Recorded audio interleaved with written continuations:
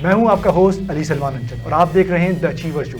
इस शो में मैं आपको मिलवाऊंगा ऐसे इंटरेस्टिंग पाकिस्तानियों से जिन्होंने पाकिस्तान के अंदर और पाकिस्तान के बाहर पाकिस्तान का नाम रोशन किया। आज के हमारे जो गेस्ट हैं वो भी बड़े इंटरेस्टिंग पाकिस्तानी हैं। वो हमारे साथ स्टूडियो मौजूद हैं, मगर उन पे जाने से पहले मैं चाहूँगा आप उनकी ज़िंदगी पे एक छोटा सा पैकेज देखें। हमारे माशरे में तशद्दुद का अंसर बहुत है, हम सब देखते हैं, लेकिन किसी ने इस पर आगाही के लिए कैमरा उठाया और दिखाया कि सारी चीज़ें कहाँ से हमारी माशरत में आ रही हैं। इस माशरे में जहाँ क्लास डिफरेंस को सकाफत के नाम से छुपाया जाता है, जहाँ गुर्बत आगाही का रास्ता रोके खड़ी है, जहाँ मज़हब से सीखने के बजाय इसे कमाई का ज़रिया बनाया हुआ है, ऐसे माशरे में किसी ने अनउल हक का नारा लगाया। हया फातिमा पाकिस्तान की एक शनाख्त, एमी अवार्ड विनर, एक अचीवर जिन्होंने मुख्तसर दौरानिये की फिल्म्स बनाकर पाकिस्तान का एक ऐसा चेहरा लोगों को दिखाया जिससे लोग नावाकिफ थे। शायद हकाइक से मुंह मोड़ने वालों को गिरा गुजरा हो जो तशद्दुद को हक बतलाते हैं। हया फातिमा कहती हैं कि कौम में सुनने की हिस्से कुव्वत कमज़ोर है, या यूँ समझें कि समात का खसारा है, और अगर इस पर काम किया जाए तो कुछ बेहतरी की गुंजाइश है। हम उन चीज़ों पर डॉक्यूमेंट्रीज़ बनाते हैं जो या तो मीडिया ने सही तौर पर कवर नहीं किया या मुकम्मल तौर पर ही नज़रअंदाज कर दिया। तालीम, भूख, गुर्बत एक और ऐसा मौजू है जिस पर तवज्जो दिलाने में हया इकबाल ने कैमरे का इस्तेमाल किया। ऐसे ही बेशुमार मौज़ूआत पर हमेशा इनका फोकस रहा। आज अचीवर्स में हमारे साथ मौजूद हैं हया इकबाल। तो पैकेज तो आपने देख लिए, तो वक्त ज़ाया किए बगैर अपनी गेस्ट की तरफ चलते हैं। हमारी गेस्ट हमारे साथ स्टूडियो मौजूद हैं, हया फातिमा इकबाल। अस्सलाम वालेकुम। वालेकुम अस्सलाम। अच्छा फातिमा साहिबा, ये पहले बहुत शुक्रिया आपका हमारे शो में आई। अच्छा, मैं अपने शो को स्टार्ट करने से पहले मुझे कन्फ्यूजन है, मैं आपको हया कहूँ, मैं आपको फातिमा कहूँ, एक बात मैं आपको कह नहीं सकता। हाँ, मुझे हया कह सकते हैं। तो आप फिल्म मेकिंग क्यों, ऐसा आपने इतने सारे करियर छोड़ के वाई फिल्म मेकिंग? इतने सारे करियर, सर में शुरू में ही मेरा जो करियर का आगाज़ है वो जर्नलिज्म से हुआ था। तो मैं प्रिंट और अखबार से मेरा थोड़ा ताल्लुक़ था। उसके बाद मेरे लिए मेरा नेचुरल नेक्स्ट स्टेप यही था कि मैं डॉक्यूमेंट्रीज बनाऊं, क्योंकि मुझे बहुत इंटरेस्टिंग लगती है। मुझे कैमरा के पीछे काम करना बहुत इंटरेस्टिंग लगता है और मुझे डिटेल में किसी इशू के बारे में जानना और लोगों के बारे में जानना बहुत पसंद है। तो फैमिली की तरफ से कोई प्रेशर नहीं था? आप नहीं चाहते थे कि डॉक्टर बने, मेरी बेटी इंजीनियर बने? एक पॉइंट था मेरे ख्याल में, जब मैं कोई शायद 8th या 9th क्लास तक थी, जब मेरी अम्मी कभी कभी कहती थी कि तुम्हें डॉक्टर बनना चाहिए क्योंकि बाकी बहन भाई डॉक्टर नहीं है। तो बस उसको मैंने मेरे ख्याल मजाक में ही सुना अनसुना कर दिया और ज़्यादा ध्यान नहीं दिया उस एडवाइस पे। तो आप बाकी किस्म की खातून हैं मेरे ख्याल में। तो जो आपने इतनी सारी अपनी डॉक्यूमेंट्रीज की, माशाल्लाह से आपने इतना अवार्ड किया, तो आपने इसके लिए कोई स्पेसिफिक कोर्सेज किए थे या आपने स्कॉलरशिप भी की मेरे ख्याल से? तो वो स्कॉलरशिप के बारे में बताएं, कोर्सेज के बारे में बताएं, और पहले तो आप ये बताएं फिर हम उसको आगे कंटिन्यू करते हैं। बिल्कुल, मेरी जो शुरू की पढ़ाई है वो जर्नलिज्म की है, मैस कम्युनिकेशन की, और वो मैंने कराची यूनिवर्सिटी से हासिल की, जो मेरा बैचलर था पहला। और उन 4 सालों में रिपोर्टिंग की जो सारी सुबुध है वो मैंने सीख ली, क्योंकि KU में अगर आप पढ़ते हैं तो आप मेरे हाल रिपोर्टिंग के स्टूडेंट ना भी हों, जर्नलिज्म के स्टूडेंट ना भी हों, तो आपको इतने धक्के पड़ते हैं कि आप एक आधे रिपोर्टर बन ही जाते हैं। हालात आपको एक साहब ही बना देते हैं। तो उसी जैसे आपकी आई थिंक ट्रक के पीछे लिखा होता है हालात में दुल्हन बना दिया, तो हालात ने एक बार कोई साहब ही बना दिया। लेकिन उसके बाद जब मैं थोड़ा, मेरा प्रिंट का काम ज़्यादा हो रहा था और मेरा एक्सपीरियंस लिखने में ज़्यादा आ रहा था, तो मुझे आहिस्ता आहिस्ता ये समझ में आ रहा था कि मुझे शायद विजुअल मीडियम में ज़्यादा इंटरेस्ट है, जिसकी वजह से फिर मैंने एक स्कॉलरशिप के लिए अप्लाई किया था मास्टर्स में, जो कि फुलब्राइट स्कॉलरशिप होती है। ये एक फुली पेड स्कॉलरशिप होती है जो कि काफ़ी एक मतलब मेरिट बेस्ड होती है, थोड़ा कंपटीशन ज़्यादा होता है। पाकिस्तान और USA की गवर्नमेंट जो है वो मिल के भेजती हैं लोगों को। तो उसके तहत मैं डॉक्यूमेंट्री जर्नलिज्म भी पढ़ने के लिए गई थी न्यूयॉर्क यूनिवर्सिटी, और वहाँ से जब मैं वापस आई तो बस फिर तो डॉक्यूमेंट्री पक्का जो है वो काम शुरू हो गया। नहीं, कॉन्ट्रोवर्शियल डॉक्यूमेंट्री टॉपिक, कोई पॉजिटिव भी होना चाहिए, कोई मजेदार भी होना चाहिए, कोई और भी तो इतनी सारी चीज़ें हैं कि वाई स्पेसिफिकली मुआशरा ही इतना कॉन्ट्रोवर्शियल है। अच्छा। हम क्या करें मतलब सिर्फ हैप्पी न्यूज़ तो देखें अगर हम ढूंढने जा रहे हैं, तो फिर अगर हम सिर्फ इस नियत से जाएंगे फील्ड में कि हमें सिर्फ खुशी की खबरें ढूंढनी है, तो मेरा हाल है फिर आप ऑनेस्ट नहीं हो रहे हैं। मतलब अगर आप इस नियत से भी जाते हैं कि मैंने सिर्फ गम ढूंढना है या मुझे सिर्फ इश्तियाल जो है वो सड़कों पे चाहिए, तो मेरा हाल है फिर तो सबसे बड़ा एजेंडा हम खुद ही से लेके जा रहे हैं अपने जहन से कि नहीं मैं बस आज खबरें हैप्पी होंगी। भाई क्यों होंगी? मतलब अगर 14 अगस्त का दिन है, ठीक है, हर कोई चाहता है हैप्पी न्यूज़ मिले, लेकिन खुदा ना हादसा कोई बड़ा वाकया मुल्क में हो जाए तो क्या हम उसको कवर नहीं करेंगे इसलिए कि खुशी चाहिए? मतलब तो मेरे हाल में तो ये कंट्रोवर्शियल जो सब्जेक्ट यानी ये जो वर्ड है यही पता नहीं क्यों अटैच हो गया है डॉक्यूमेंट्री के साथ। ये हमारा अलमी है, हम चाहते हैं कि बस ऐप ना दिखाए जाएं, मतलब बस हम अच्छा तो नहीं हो सकता कोई माशरा, कोई अमेरिकन भी जाएं या जर्मनी भी जाएं या कहीं भी यूरोप के अंदर कहीं दुनिया में जाएं, तो वो बैलेंस दिखा रहे होते हैं, वो अच्छाई भी दिखा रहे होते हैं, बुराई भी दिखा रहे होते हैं। इसी तरीके से उनका माशरा जो है वो फ्लॉरिश कर रहा है। हम जो है शायद उसी माइंडसेट से बैठे हुए हैं कि बस इस जगह से आगे हो जाएंगे तो हम। बिल्कुल, और हमारी जो बहुत सी फिल्में होती हैं उसमें यही होता है कि मतलब जहाँ पर कोई बुराई होती है वहीं पर कुछ अच्छे लोग उसको फिक्स करने की कोशिश कर रहे होते हैं, उस मसले का हल ढूंढ रहे होते हैं। वो सारे लोग हमारी डॉक्यूमेंट्रीज में फीचर हो जाते हैं, लेकिन लोगों को आई थिंक हिट ज़्यादा जो है वो पार्ट करता है जब उनको लगता है कि ये तो हमारे मुल्क का मसला जो है वो किसी और को बता दिया। ये वही मेंटालिटी है जिसकी वजह से हम अपने घरों में भी किसी मसले पे बात नहीं करते, समझते हैं कि खुद ही से पता नहीं कैसे हल हो जाएगा, राइट। हमारे जो ड्राइंग रूम की लाइफ्स हैं वो हमारे टीवी लाउंज की लाइफ से बहुत मुख्तलिफ हैं, क्योंकि हम जो मेहमान आते हैं तो हम सारी चीज़ें छुपाते हैं, शामी कबाब होता है, चाय होती है, ये सब होता है, लेकिन अंदर ही अंदर एक अलग खिचड़ी पक रही होती है जिसके बारे में किसी को हम बताना नहीं चाहते। और ठीक है, कभी कभी सारे मसले बताने के नहीं होते, लेकिन मतलब ये मैस लेवल के मसले हैं, इसमें करोड़ों लोग, लाखों लोग, अगर कोई औरतों का मसला है, ऑनर किलिंग का मसला है, तो ये ऐसी चीज़ नहीं है कि झुक करके ये सॉल्व होगा। इस पर शोर मचाना पड़ेगा, क्योंकि हज़ारों जानें साल में जाती हैं। तो अब हम क्या कह रहे हैं कि वो डिस्पेंसेबल हैं, उनको हम मरने दें, उन लोगों को छोड़ दें, तो किसी को तो आवाज़ उठानी होगी। और ये कि और उसमें भी ये है कि कोई शख्स किसी खास तरह के इशूज़ पे ज़्यादा आवाज़ उठाता है, किसी को किसी और इशू में ज़्यादा इंटरेस्ट होता है तो उस पर आवाज़ उठाता है। ये तो आपका, अगर आप फारिग टाइम पे जब आप कोई डॉक्यूमेंट्री नहीं कर रही होती, कोई जैसे आजकल कोरोना चल रहा है, तो वैसे फारिग टाइम पे हया फातिमा क्या है, क्या करती है? मेरे साथ मसला थोड़ा ये है ऑनेस्टली कि मुझे फारिग टाइम नहीं मिलता, और आई थिंक मैं एक ख़ास इस सदी की एक ख़ास उस तरह से पैदावार हूँ कि जब मैं फारिग होती हूँ तो मुझे लगता है कि अब तो पता नहीं क्या होगा और क्या ज़िंदगी भर हम फारिग बैठे रहेंगे, और इस तरह के जो इनसिक्योरिटीज हैं वो मेरे अंदर भी हैं। मेरे ख्याल से हर क्रिएटिव आदमी जो क्रिएटिव बैकग्राउंड रखता है, ये वैसे भी नॉर्मली वो चाहता है कि फारिग टाइम में अपने टाइम को प्रॉपर यूटिलाइज करे, क्रिएटिव तरीके से करे। बिल्कुल, जो कि मुझे लगता है कि शायद इतनी हेल्दी चीज़ नहीं है। ऑनेस्टली मैं बिल्कुल इस बात की सपोर्टर नहीं हूँ कि इंसान हर वक्त बस काम के बारे में सोचता रहे, हर वक्त ये सोचता रहे कि अगला काम कहाँ से आएगा, क्योंकि मतलब हमारे और आपके जैसे लोग फ्रीलांसर्स हैं, हम हमेशा एक नए प्रोजेक्ट की तलाश में होते हैं। तो मुझे लगता है कि मतलब थोड़ी सी आदत डेवलप करनी चाहिए कि सांस लेने की और उस मोमेंट को एंजॉय करने की, और इस बात से ओके होने की कि ठीक है अगर कुछ महीने ट्रैवल नहीं आ रहा है या काम नहीं आ रहा तो इट्स ओके। ट्रैवलिंग की जो एक मजा है ना, वो जब आप इतने से मेरा एक्सपीरियंस है, क्योंकि फ्रीक्वेंट ट्रैवलिंग आपको पता है, वो जब ब्रेक आ गया ना 3 महीने का, तो अब क्या करे बंदा। वो तो ट्रैवल बग जो है वो तो बहुत क्रेजी है, और उसका इससे कोई ताल्लुक नहीं है कि आप कोई बहुत फैंसी जगहों पे जा रहे हो, मतलब आप कहीं पर भी जा रहे हो। मुझे तो पाकिस्तान के अंदर की ट्रैवलिंग सबसे ज़्यादा पसंद है, और वो नहीं हो पा रही है तो बड़ा दुख है। इंशाल्लाह आपका दुख बहुत जल्द खत्म होने वाला है, क्योंकि कोरोना ऑलमोस्ट एंड पे है इंशाल्लाह। कोरोना तो एंड पे नहीं है, बस लॉकडाउन है, इंशाल्लाह खत्म हो जाएगा।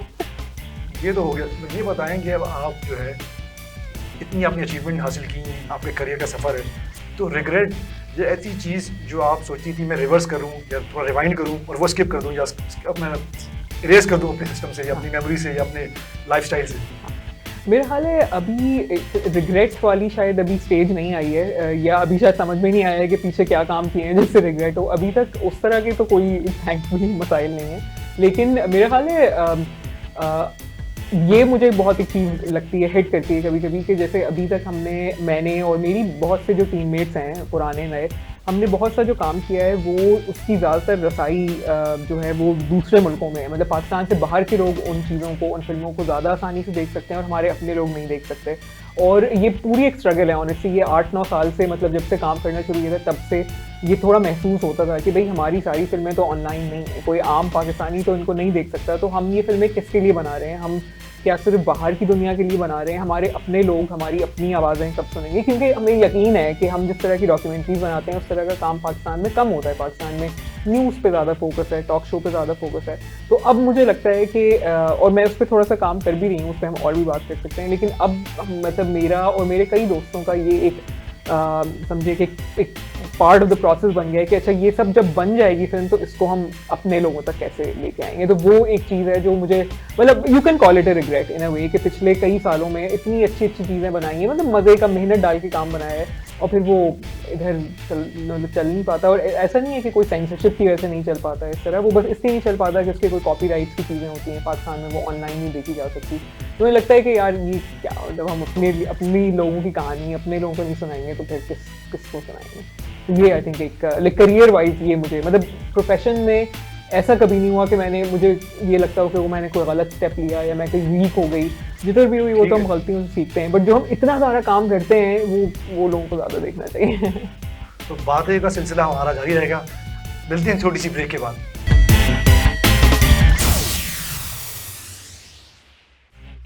You welcome from the break. हमारे साथ हया मौजूद है और हम बड़ी मज़ेदार गुफ्तगू कर रही थी। तो हया, हम थे आपके उस करियर वाली बातें जो रिग्रेट वाले मूड में थे। अच्छा, ये तो हो गया रिग्रेट, अब हैप्पीनेस तो बताया ना कि आपने इतने अवार्ड, आपने पाकिस्तान को रिप्रेजेंट किए इतने बड़े प्लेटफॉर्म पे, आपने 2 एमी अवार्ड जीते। अच्छा, मुझे बताएं एमी अवार्ड जो है इक्विवेलेंट अगर आप करें मेरी ऑडियंस के लिए तो किसके बराबर होंगे? ऑस्कर के बाद जो कहाँ रैंक करता है इंटरनेशनली, जो अवार्ड रैंकिंग है वो कहाँ रैंक करता है? मेरे ख्याल में जैसे आपने ओलंपिक्स की वो सीढ़ी देखी है ना 1 2 3 वाली, तो अगर 1 पे ऑस्कर होता है जो कि भी हमारे पास है, तो 2 पे एमी है। आप नंबर 2 हैं, तो आप हमारे मेरे पास तो 1 ऑस्कर और 2 एमीज हैं। अच्छा, आपको ऑस्कर भी है। तो सारी जगह घेरी हुई है हमने माशाल्लाह। पाकिस्तानियों ने। लेकिन इतना जब हमारे लिए कितने फख्र की बात है हमारे लिए और मेरे लिए, खासतौर पर कि आप हमारे साथ मेरे शो पे मौजूद हैं कि आपके पास 2 एमी और 1 ऑस्कर। वैसे अभी आपको सारे देख रहे हैं, हया इकबाल ऑस्कर लेके, हया इकबाल एमी लेके और इतनी सर्टिफिकेशंस और इतनी पब्लिकेशंस, मगर कोई रिग्रेट या आपकी जो स्ट्रगल रही है, मैं चाहता हूँ वो अपनी स्ट्रगल तो शेयर करें ताकि इंस्पिरेशन मिले लोगों को कि हया की स्ट्रगल क्या थी, आज जो मकाम है, पहले क्या दिया गया? बिल्कुल। पहले भी मतलब मैं एक्चुअली शुरू में बहुत एक पढ़ाकू किस्म की बच्ची होती थी, और मतलब मैं वो वाली स्टूडेंट होती थी जो हमेशा क्लास में फर्स्ट आती थी, जो कि अब मुझे वापस मुड़ के लगता है कि इसकी कोई ज़रूरत नहीं थी इतनी टेंशन लेने की 6 साल की उम्र में या 8 साल की उम्र में, लेकिन खैर हो गया, भूल सी हो गई। लेकिन मेरे ख्याल में जो स्ट्रगल की बात है, तो भाई मैं ये ऑब्वियसली ज़रूर क्लियर करना चाहूँगी कि मतलब मेरे साथ ऐसे कोई मसाइल नहीं थे कि मैं कोई ऐसे शहर में पैदा हो गई जहाँ पर अपॉर्चुनिटीज़ नहीं होती। ऑब्वियसली अगर आप कराची में एक मिडिल क्लास फैमिली में पैदा होते हैं तो आपकी लाइफ में मुश्किलात होती हैं, लेकिन आपके पास बहुत अपॉर्चुनिटी होती हैं एज़ कम्पेयर टू समवन, कोई ऐसी लड़की जो पाकिस्तान की कोई रिलेटिवली छोटे या कम इंटेंस किस्म के शहर में पैदा हो, राइट। और ऑब्वियसली मेरे लिए ये बहुत ब्लेसिंग थी कि मेरी फैमिली में कोई वो वाले मसले नहीं थे कि जी यानी मेरी फैमिली में ये वाले मसले ज़रूर थे कि अच्छा ट्रांसपोर्ट का मसला है कैसे जाओगी, लेकिन ये मसले नहीं थे कि तुम्हें वहाँ जाने नहीं दिया जाएगा, राइट। तो मतलब सोल्यूशन मौजूद था कि जाना तो है, ये प्रॉब्लम होता था कि कैसे जाना है। तो फॉर एग्जांपल मैं आपसे जिक्र करना चाहूँगी कि जब मैं कॉलेज के ज़माने में थी, मतलब फर्स्ट ईयर में और इंटर वाली टाइम पे, तो मेरे पास एक मौका आया कि हमारे एक हाई कोर्ट के, उस ज़माने में एक सुप्रीम कोर्ट के लॉयर होते थे, अभी भी काम करते हैं, उनका नाम ज़िया अवान है। तो वो बड़ा ह्यूमन राइट्स वगैरह पे काम करते थे। वो चाहते थे कि नए जो लोग हैं, यंगर लोग, चाहे वो लॉयर ना भी बने, उनको थोड़ी सी ट्रेनिंग हो कि क्या कानून क्या है, आइन क्या है, औरतों के क्या हुकूक हैं, बच्चों के क्या हुकूक हैं। और मतलब उनके पास वो इतना टाइम देने को तैयार थे कि वो हर वीकेंड पे यंग लोगों को कहते थे कि भाई आप आएँ और हम आपको ट्रेन करेंगे, राइट। अब मैं शहर के एक कोने पे रहती हूँ, मुझे एक मसला हो गया कि जी अब सदर कैसे जाना है ना, मतलब हर संडे को कैसे जाना है। कोई ये चीज़ नहीं है कि जी अम्मी छोड़ देंगी या अब्बा रक्शे पे छोड़ देंगे, ये वो। तो ये हुआ कि अच्छा सही भाई जाना है तो अब बस में सफ़र शुरू कर दो, कोई ऐसा मसला नहीं है। 70% पाकिस्तानी कराची गाइड्स का मसला है, ये तो कोई Exactly, this is not a exactly. struggle। बिल्कुल। मैं चाह रहा हूँ कि आप वो बताएं नहीं, हाँ, कि I think this is also struggle, क्योंकि मतलब 70% बिल्कुल पाकिस्तानियों का ये मसला है, लेकिन मेरे ख्याल में आदमी और औरतों के जो बस पे ट्रैवल करने के एक्सपीरियंस है, ज़मीन आसमान का फ़र्क है। जिस तरह हमारे साथ जो हरासमेंट होती है वो बहुत रियल है और वो हुई है, और वो मैं नहीं, वो मेरे साथ तमाम लड़कियों की, तमाम दोस्तों की हुई है। नो वंडर कि हम इंजन पे बैठते हैं क्योंकि हम सीट पे बैठना सेफ नहीं समझते, right. So this is a very real issue, इसको तो हम वो ही नहीं कर सकते। और उसके बाद उस ज़माने में, मतलब अभी तो कराची के हालात बेहतर हो गए हैं, उस ज़माने में कितना ये होता था कि आप पहुंच गए किसी जगह पे और वापसी में भी शहर बंद हो गया। अब आप जल्दी से भाग रहे हैं और बसें नहीं चल रही हैं और रिक्शे वाला कह रहे हैं मैं नहीं भागी, नहीं छोड़ूंगा। तो ये बड़े ड्रामे होते हैं लाइफ में, ये जब गुजर जाते हैं तो they sound funny, but I think उस वक्त जो है, अगर आप 17 साल के हैं और आपको एक रियल थ्रेट है कि you might be touched in the wrong way on a bus, I think it's a very real issue. और कुछ लोगों के लिए मसले एक पॉइंट पे एंड हो जाते हैं, jैसे मेरे साथ, क्योंकि भाई मैंने दूसरे ट्रैवल के ट्रांसपोर्ट के तरीके अपनाना शुरू कर दिए, बट कुछ लोगों के तो पूरी ज़िंदगी में मसला चलता है। आई feel like it's a real issue. और उसके अलावा और भी बहुत स्ट्रगल्स होती हैं, बेसिकली आप जब करियर के स्ट्रगल करें। हाँ, मतलब आप जब जाते हैं जर्नलिज्म में जो है, ये कोई आसान जगह नहीं है औरतों के लिए काम करने की, ठीक है। आपको एक बहुत ख़ास तरह से चलना पड़ता है, एक ख़ास तरह से आपको अपना एक पर्सोना बनाना पड़ता है, क्योंकि अगर आप स्ट्रॉन्ग ना लगें, अगर आप अपनी पर्सनैलिटी को ख़ास तरह से क्यूरेट ना करें, तो लोग आपको सीरियसली नहीं लेते। और ये सिर्फ मीडिया की बात नहीं है, आई थिंक ये बैंकिंग और डिज़ाइन और हर फील्ड में बात है कि अगर आप मतलब मुझे लगता है कि औरतों को कोई ज़रूरत नहीं होनी चाहिए उन पे ये लाजिम नहीं होना चाहिए कि उनकी पर्सनैलिटी मेरी तरह की हो, राइट। मतलब मैं जब किसी कमरे में एंटर होती हूँ तो मुझे पता है कि कोई ये नहीं समझता कि कोई बहुत नाजुक किस्म की कोई मतलब परी एंटर हो गई है, right. But I Aspire for a time कि हमारा मुआशरा ऐसा हो कि कोई बहुत कोई दबंग किस्म की खातून एंटर हो कमरे में, या कोई बहुत ही नाजुक दिखने वाली खातून एंटर हो, उनके काम पे उनका फैसला होना चाहिए, क्योंकि बहुत आसानी से लोग इग्नोर कर देते हैं आपको। अब अपनी आवाज़ सख्त करनी पड़ती है, आपको अपना लहजा सख्त करना पड़ता है, आपको शुरू में बात पे बहस करके दिखाना पड़ता है कि I am not suppose to be taken non seriously. I feel like ये एक्स्ट्रा स्ट्रगल्स हैं जो हमारे खाते में बिला वजह में आती हैं। तो चाहे वो मीडिया हो, चाहे वो प्रिंट जर्नलिज्म हो, प्रिंट जर्नलिज्म में, डॉक्यूमेंट्री में आप किसी भी जगह पर जाते हैं, कभी कभी लोग समझते हैं कि अच्छा आप वो हैं जो सॉफ्ट काम करेंगी और जो बॉयज़ हैं वो कैमरा उठाएंगे, वो टेक्निकल काम करेंगे। तो जब मैं अब जाती हूँ 1 किलो का कैमरा उठा के कंधे पे, तो सबसे पहला सवाल, और ये बहुत इंटरेस्टिंग है कि गाँव में आप जाएँ किसी को कोई मसला नहीं होता, सब बड़े वेलकमिंग होते हैं। आप शहरों में किसी बाबू के दफ्तर में जाएं तो उनका पहला सवाल होता है आपके असिस्टेंट कहाँ हैं, आप किसी को ले आती साथ में? नहीं, मेरे कंधे अभी तक तो काम कर रहे हैं, हम ये काम कर सकते हैं। तो ये बातें हैं, और मतलब अगर इनको कोई इग्नोर करना सीख ले मेरी तरह तब तो सही है। लेकिन मतलब कभी कभी आप बैठे हुए हो अकेले में तो आपको लगता है कि यार क्या फजूल जुमले हैं कि आप अपने साथ किसी असिस्टेंट को ले आए, मतलब आपको क्या लग रहा है कि मैं काफ़ी नहीं हूँ।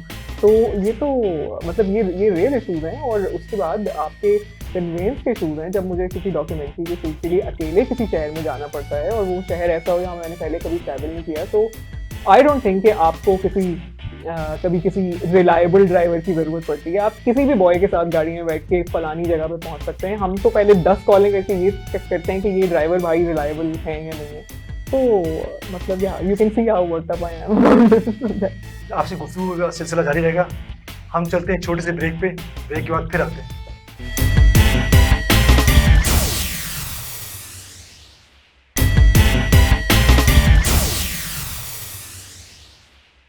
Welcome back. और हमारी गुफ्तगू का सिलसिला जारी है। हया हमारे साथ मौजूद हैं, ये अपनी स्ट्रगल की बातें बता रही थी।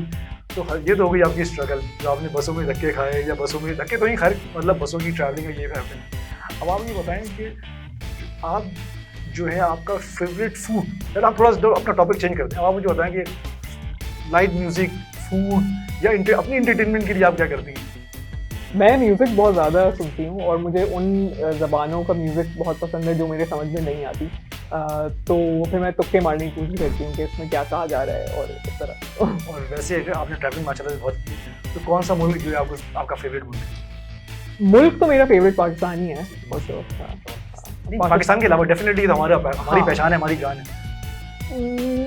एक्चुअली रियली पाकिस्तान ही मुझे तो मैं किसी नहीं मैं बिल्कुल डिप्लोमेटिक नहीं हो रही, कोई ज़रूरत नहीं है मुझे कोई हुब्बुल वतनी का लाइसेंस नहीं चाहिए किसी से कि मैं फ्रांस कह दूंगी तो लोग बुरा मान जाएंगे। लेकिन एक्चुअली मतलब मैं किसी भी मुल्क में आई थिंक अब तो मेरी लाइफ में वो वाला स्टेज है, मैं किसी भी कंट्री में जाती हूँ मुझे होता है कि सही है 15 दिन हो गए, 4 दिन हो गए, अब कब है कराची की फ्लाइट कब है। सब सारी जो सिटीज़ हैं कंट्री ऑलमोस्ट सेम ही लगती है। अगर आप एक पॉइंट के बाद मतलब ये कि या तो अच्छा, और जिस तरह का ट्रैवल हम अगर काम के लिए करते हैं या किसी कॉन्फ्रेंस में जाते हैं या किसी अवार्ड शो में जाते हैं, तो आई फील लाइक वो वैसे ही आप होटल में जाते हैं। असल ट्रैवल में तो तब मज़ा आता है जब आप लोगों के घरों में जाएं, उनके कल्चर को जानें। तो उस तरह मतलब मुझे श्रीलंका जाके बहुत मज़ा आया। मेरा 2 बार जाना हुआ है वहाँ पे, इस वजह से कि मेरे वहाँ पर दोस्त हैं, मैं उनके घरों में गई हूँ, तो वो बहुत मज़ा आया उसके अंदर। छोटी सी कंट्री है, बहुत स्वीट लोग हैं, बहुत नरम दिल किस्म के लोग हैं। आप शुगर हो जाता फिर तो कितने स्वीट थे? नहीं, कराची स्पाइस तो हम साथ लेके जाते हैं। तो अच्छा, निज़ाम की बेहतरी के लिए आपने डॉक्यूमेंट्रीज बनाने की कोशिश की कि वैसे ही आपके पास इतना पावरफुल टूल है मेरे ख्याल से, क्योंकि हम यूजुअली क्योंकि आप कोई बुक्स नहीं पढ़ता मेरे ख्याल से, बहुत कम पढ़ते हैं, और पाकिस्तान में तो वैसी लाइब्रेरीज हमारी बंद हो रही हैं। तो विजुअल जो टूल है, जो डॉक्यूमेंट्रीज हैं, ये मूवीज़ हैं, ये ड्रामा है, I think is a powerful tool के एजुकेट पीपल। वही वाली बात है, इश्यूज़ दिखाई जाए, पॉजिटिविटीज़ दिखाई जाए, ताकि बैलेंस सोसाइटी हो। तो आपने सुना है, मेरे ख्याल आप मुझे बता भी रही थी कि आपकी कोई एसोसिएशन है, आप इसका प्रोजेक्ट लॉन्च कर रही है जिसमें आप सारे डॉक्यूमेंट्रीज मेकर को एक प्लेटफॉर्म देना चाह रही है, तो उसके बारे में थोड़ा सा मुझे बताएं। बिल्कुल, ये जो हमारा काम है documentary association of Pakistan, DAP हम इसको कहते हैं, और मैं इसकी को फाउंडर हूँ। मेरे अलावा इसमें 5 लोग और 4 लोग और हैं, और हम मिलके काम करते हैं। हमारी कोशिश यही है कि हम एक तरफ तो डॉक्यूमेंट्री फिल्म मेकर्स को इकट्ठा करें, क्योंकि हमारे हुकूक की काफ़ी पामाली होती है, तो हम चाहते हैं कि पाकिस्तान की तरफ से हम एक ऐसा प्लेटफॉर्म बने जो इंटरनेशनल लेवल पे हम अपने फिल्म मेकर्स की वॉइस बन सकें, स्पेसिफिकली डॉक्यूमेंट्री फिल्म मेकर्स की। लेकिन उसके अलावा जो एक बहुत बड़ा अहम काम है और जो प्रोजेक्ट हम बस इस महीने लॉन्च होने वाला है वो है हमारा डॉक्यूमेंट्री फिल्म फेस्टिवल, चलता फिरता डॉक फेस्टिवल इसको हम कहते हैं। और चलता फिरता का सीन ये है कि पिछले साल तो चलता फिरता मुल्क के 11 शहरों में गया था। हमने अक्रॉस पाकिस्तान, गिलगित से लेके कराची तक अक्रॉस अपनी बहुत सी पाकिस्तानी फिल्में लेके गए, सिर्फ डॉक्यूमेंट्रीज। ऐसा कोई डॉक्यूमेंट्री फेस्टिवल नहीं है, ऐसा कोई फेस्टिवल नहीं है पाकिस्तान में फिल्मों का जिसमें सिर्फ डॉक्स दिखाई जाती हों। और इस साल क्योंकि कोरोना है और कोविड के सारे मसले हैं, तो अब हम ये नहीं चाहते कि लोग एक जगह पे जमा होकर फिल्में देखें, तो हम इसका ऑनलाइन एडिशन लेके आ रहे हैं। और मैं चाहती हूँ कि आपके तवज्जो से आपके जो सारे व्यूअर्स हैं वो ज़रूर डॉक्यूमेंट्री एसोसिएशन ऑफ पाकिस्तान के पेज पे जाएं और फॉलो करें। हमारी सारी फिल्में यूट्यूब पे एक खास टाइम पे अवेलेबल होंगी, आप देखें। उसके बाद हम डॉक्टर मेकर से इंटरव्यूज़ करेंगे, उन फिल्मों में जो लोग हैं रियल लाइफ कैरेक्टर्स उनसे इंटरव्यू लेंगे। तो पहली हमारी फिल्म जो है वो 22 अगस्त को चल रही है। आपने सिर्फ ये करना है कि आप हमें इंस्टाग्राम या ट्विटर या फेसबुक पे डॉक्यूमेंट्री एसोसिएशन ऑफ पाकिस्तान को जाके ढूंढना है और फिल्में देखनी है। तो आपने जो है डॉक्यूमेंट्री एसोसिएशन के पेज पे जाना है और इनके प्रोजेक्ट को देखना है और अपनी फिल्म सबमिट कराना है, राइट? सबमिट करानी है। हमारा ये राउंड तैयार है, तो अब हम सबमिशन नहीं ले रहे, हम तो दिखाने के अब मराहिल में हैं फिल्म को। तो बस ये तो अब हम जाएंगे आपके साथ। अब मैं आपके साथ करूँगा एक रैपिड फायर राउंड। रैपिड का आपको पता है, ठीक है, तो फायर आपने कितना, रैपिड मैं करूँगा। ठीक है। तो मगर आपने लंबाइयाँ चौड़ाई की बगैर simple answer oh my God, कोई आगे पीछे की नहीं, ठीक है? फिल्म, टूल, डॉक्यूमेंट्री, धमाकेदार टूल, पाकिस्तान, ब्यूटी, नाइंसाफी गुस्सा, और हया Fatima Iqbal, some person in Pakistan, और अचीवर शो। अचीवर शो अच्छी कोशिश डेफिनेटली। अच्छा, ये तो हो गया आपका एक रैपिड फायर। कि हमारा एक और सेगमेंट है, उसमें आपसे मैं कुछ ट्रिकी किस्म के क्वेश्चन पूछूंगा, क्विज पूछूंगा। देखिए हया ने इतना पढ़ा, आप माशाल्लाह से आप बोलती थी मैं फर्स्ट आती रही हूँ जिंदगी भर, तो अब देखिए आप कितनी फर्स्ट आती और कितनी जवाब। अगर मैं फेल हुई तो ये हमारे तालीमी निज़ाम का कसूर है, मेरा नहीं है, ठीक है ना? नहीं ये अच्छा, एक जहाज है वो अमेरिका और कनाडा के दरमियान में तबाह हो गया। अब सर्वाइवर को हम कहाँ दफनाएंगे, अमेरिका में, कनाडा में, किसी और में? दोबारा रिपीट कर दूं, हमारा एक जहाज है जो अमेरिका और कनाडा के बीच में तबाह हो गया, तो जो सर्वाइवर है उनको हम कनाडा में दफनाएंगे। ये सर्वाइवर क्यों दफन किए जा रहे हैं भाई? ये क्या जबरदस्त, आपको अंदर आईक्यू चल रहा है। थोड़ा बहुत चलो गुड। एक और सवाल है, उसके बाद हम एंड करेंगे। अच्छा, आप सोचें कि आप एक किश्ती में और चारों तरफ से आपको शार्क ने घेर लिया, तो आपका क्या रिएक्शन होगा, आप क्या करेंगे अपने बचाव के लिए? मतलब अब तो शायद हाथ पैर छोड़ने नहीं जाएंगे, मुझे लगता है। नहीं, तो आपको बताना है कि आप क्या करेंगे, आपका क्या रिएक्शन होगा। शार्क ने आपको घेरा हुआ है समंदर के बीच में, आप हैं किश्ती में, अकेले हैं आप माफिया आपसे नहीं मांगेंगे भाई, माफ करो अल्लाह ताला, जान छोड़ो मेरी, कि अल्लाह ताला से बोलेंगे अल्लाह ताला बस सीधा हो जाने। आई थिंक अब तो गए ना, मतलब आज चारों तरफ से आ रही है। सोचूं और मैं मुझे नहीं पता, आप आंसर दें, मैं दे देता हूँ।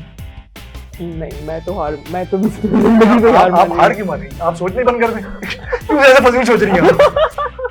मतलब बंद करें अब क्या? हाँ, ये तो आपने सोचना, आप क्यों सोच रही हैं? अच्छी बातें सोचिए, फिल्मों के बारे में सोचिए, डॉक्यूमेंट। आप जा रही हैं शार्क के पानी में, आपके क्यों सोच रही हैं?